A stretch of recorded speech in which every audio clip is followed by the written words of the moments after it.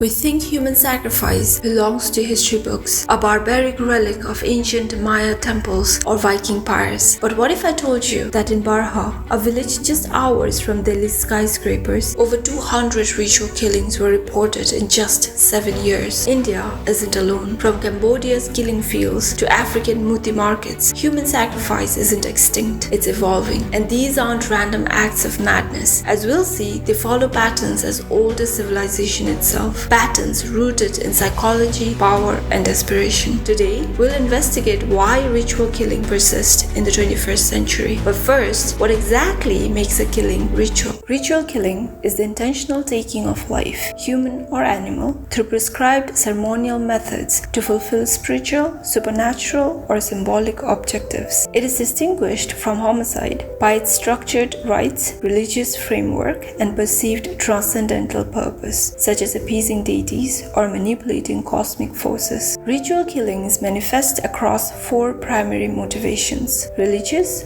medicinal, political, and thanatological. Religious ritual killings stem from a belief that deities demand life in exchange for blessings. Practitioners seek to atone for sins, fulfill prophecies, gain wealth, or ensure fertility, often operating under the conviction that greater sacrifices yield greater rewards. This escalates victims from animals to humans, perceived as the ultimate offering. In March 2006, Sumitra Bhusan, a 43-year-old marginalized woman from Barha, Uttar Pardesh, suffered recurring nightmares. Abandoned by her husband and disillusioned with her adult sons, Satbir, 27, and Sanjay, 23, she became convinced a curse plagued her. Seeking solutions, she consulted a local tantric priest who prescribed a horrific remedy: the ritual sacrifice of a young boy from her village to appease the goddess Kali. On March 24, Sumitra and her sons abducted their neighbor's 3-year-old son, Akash Singh. In a grim ceremony, they anointed his body with butter and incense paste, mutilated him while chanting before a crudely fashioned idol of Kali, and discarded his corpse near a drain. Akash's mother discovered him the next morning. When villagers confronted the family, all 3 confessed. Authorities arrested them but failed to locate the tantric priest who orchestrated the ritual. Another gruesome sacrifice was carried out in the days leading up to the 2019 Ambubachi Mela, a festival at Assam's Kamakhya temple. A 64-year-old Shanti Shah of West Bengal was lured to Guwahati under false pretenses. A self-proclaimed holy man, Mata Prasad Pandey, promised her a spiritual pilgrimage to the temple alongside 2 other women. Instead, on the night of June 18 to 19th, Shah was taken to the Bhutnath crematorium,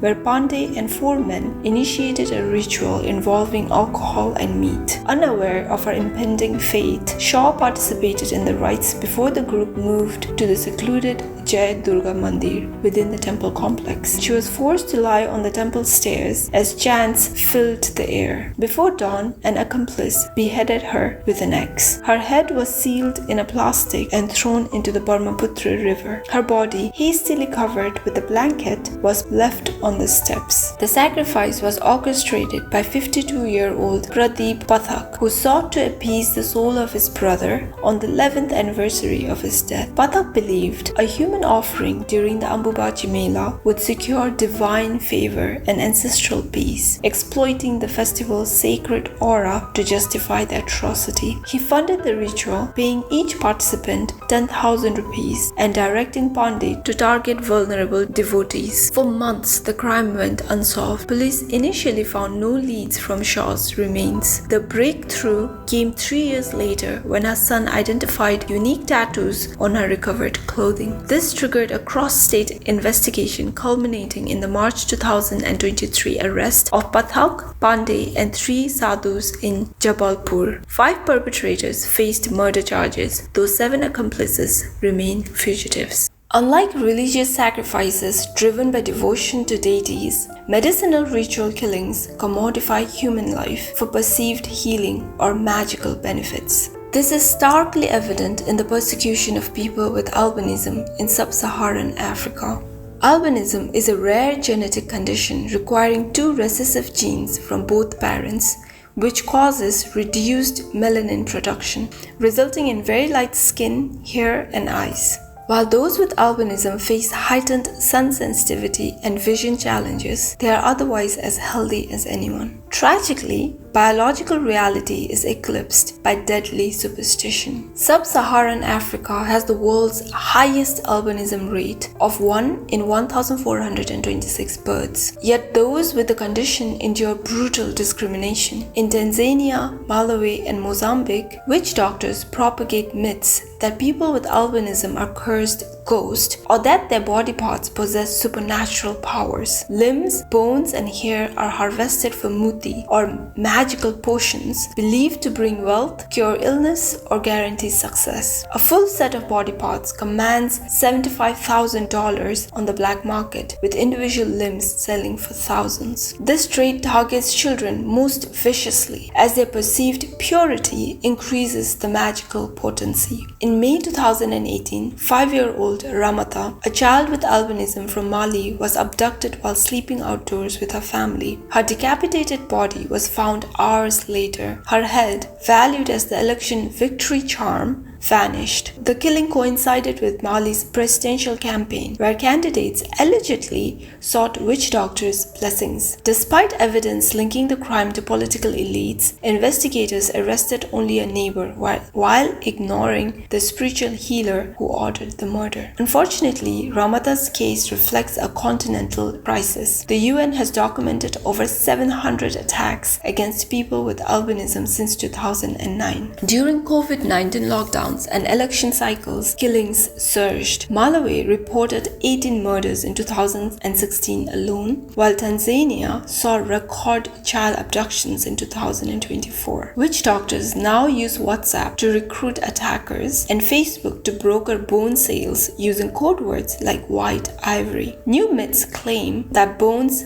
have invincibility against diseases or power to sway voter loyalty. Unlike India's Kali sacrifices, driven by spiritual desperation, these atrocities are commercial enterprises, yet both share a core tragedy: the sacrifice of vulnerable lives for others' gain. As Malawian activist notes, we are hunted because they see us as ingredients, not human beings. This dehumanization enables even deadlier state-sponsored rituals as seen in political ritual killings. Unlike religious or medicinal killings driven by spiritual or commercial motives, state-sponsored ritual killings weaponize dehumanization to legitimize mass violence. This process follows a predictable pattern identified in genocide studies. Governments engineer narratives that strip victim groups of human identity, recasting them as vermin, diseases, or cancers, requiring cleansing. This linguistic ritual isn't incidental. It operationalizes genocide as bureaucratic necessity rather than moral crime. The Khmer Rouge regime transformed state violence into a ritualized system of extermination under Pol Pot's Year Zero ideology. Declaring Cambodia a classless agrarian utopia, they systematically dehumanized urban dwellers, intellectuals, and ethnic minorities as bacillus infected vermin requiring purification. This ritual framed genocide as sacred revolutionary duty, not merely killing, but ceremonially cleansing Cambodia's social body. At the heart of the system stood S21 prison, a former Phnom Penh school converted into a killing temple. Here rituals followed liturgical precision. New prisoners underwent initialization rites where they were photographed, stripped, and assigned numbers instead of their names to erase identities. Purification ceremonies involved waterboarding, electrocution, and bloodletting, framed as cleansing bourgeois poison. Guards meticulously documented torture sessions, producing 4,000 confessions later used as sacred text justifying extermination. Each night, trucks transported victims to Cheon Ik killing fields for sacrificial climaxes. To conserve bullets, executioners bludgeoned victims with ox cart axles beside mass graves. Survivors report victims chanting "Thank you, Ankar" before death, a forced mantra sanctifying the ritual slaughter. Of 17,000 S21 prisoners, only 12 survived. Painter Van Nath, forced to document torture, later testified, "They state-run murder into factory work. We were livestock in a slaughterhouse blessed by revolution. This industrialized killing merged ancient brutality with modern bureaucracy. Bones were ground for fertilizer, blood drained for medicinal use, commodifying the condemned as religious and agricultural offerings. Ritual dehumanization permeated every policy. Children were forcibly separated from families to join Ankar's holy army, indoctrinated as ritual killers. Buddhist temples became torture centers, inverting sacred spaces into death factories. The regime abolished currency, religion, and family structures, severing all bonds except loyalty to the revolution. The Khmer Rouge's rituals served a perverse political liturgy. Killing trees at Cheon Ik, where infant skulls were smashed against trunks, became altars where dying itself was staged to terrorize survivors. As historian Ben Kernan observed, executioners acted as priests of revolution, believing bludgeoning traitors restored cosmic order. The legacy persists, with only 3 Khmer Rouge leaders being convicted by tribunals since 2009. While contemporary Cambodia's authoritarian rule still exploits this traumatic past for legitimacy. State-sponsored killings expose the ultimate purpose of ritualized dehumanization. Not merely to kill, but to ritualize death itself as a political tool. This paves the way for thanatological rituals, ceremonies centered on death as spectacle, where dying is staged to terrorize the population. As one survivor of Cambodia's S21 prison testified, "They didn't want us dead, they wanted us broken by death theater." Thanatological rituals transform dying into a ceremonial spectacle that serves the living. 2 stark examples, Roop Kanwar's Sati in India and Viking funeral rites, reveal how cultures ritualize mortality to control, empower, or terrorize the communities. On September 4, 1987, 18-year-old Roop Kanwar was burned alive on her husband's funeral pyre in Deorala, Rajasthan. Married just 8 months earlier, her death was staged as voluntary Sati, an ancient Hindu practice where widows self-immolate to achieve spiritual purity. Witnesses, however, described a brutal coercion. Kanwar fled into fields after her husband's death, was drugged by relatives, dragged back in bridal finery, and pinned under sandalwood logs as she screamed.